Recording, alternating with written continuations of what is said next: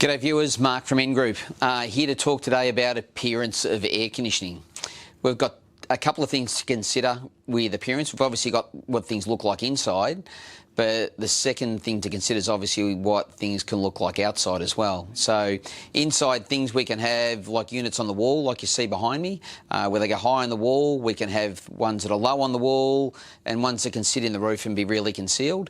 And then outside we've got where the engine, what's called the condensing unit, the second part of it sits outside. So it's not that common that we always end up with where the most appropriate position for an inside unit is with the outside unit directly behind it to the rear. So the flexibility of these split style systems lets us position an outdoor unit in an appropriate position that can be discrete or not sin, and the inside unit where it's either not sin like a ducted system, or if it is sin on the wall, it's in an appropriate position where it's not offensive.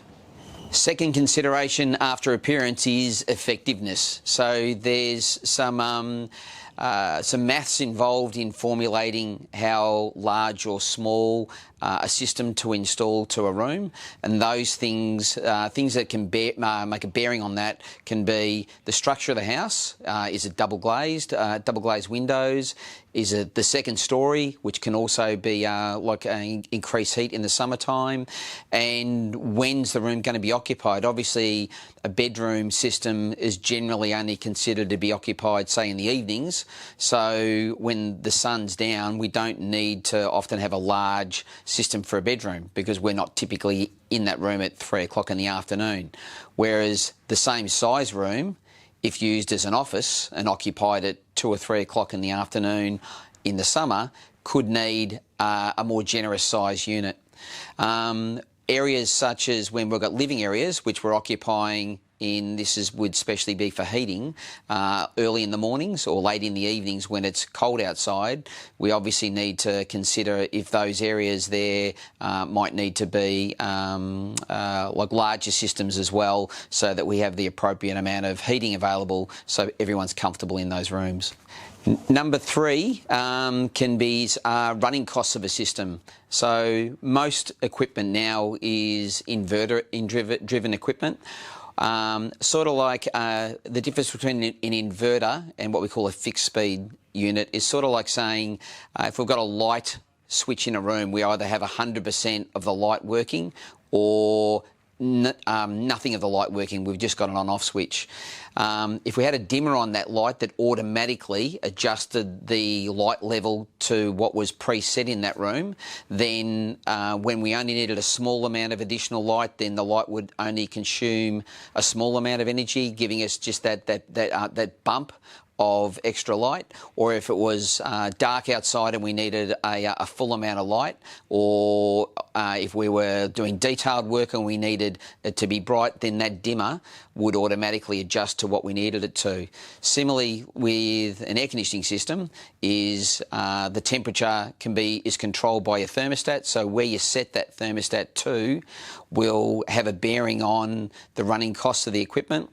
And then being an inverter-driven engine outside the condensing unit, then that appropriately will speed itself up or slow itself down to run at the most efficient point to make sure we're at the temperature that we chose, but use the least amount of energy to get to that point. Point four is warranty. So most equipment sold in Australia by default by manufacturers has a 5-year parts and labour warranty, and that's also of the assumption that it's installed by relatively licensed people. With the warranty of the manufacturers, not all manufacturers have great backup for in that warranty period, which is normally that 5 years. Probably the larger Japanese players, such as Mitsubishi Electric, have strong backup for technical support and all things after sales.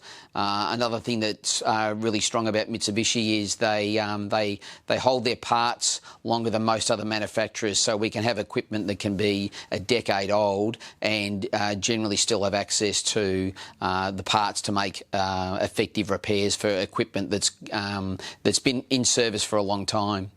The other thing with warranty is obviously the installation part of it as well. So choosing someone who's got longevity for being in business, to be around, to honour the installation warranty, both and then also after the equipment's out of warranty for that backup as well, is also a really important consideration. Here at In-Group, we do install all brands of air conditioning, but we're aligned greatly with Mitsubishi Electric.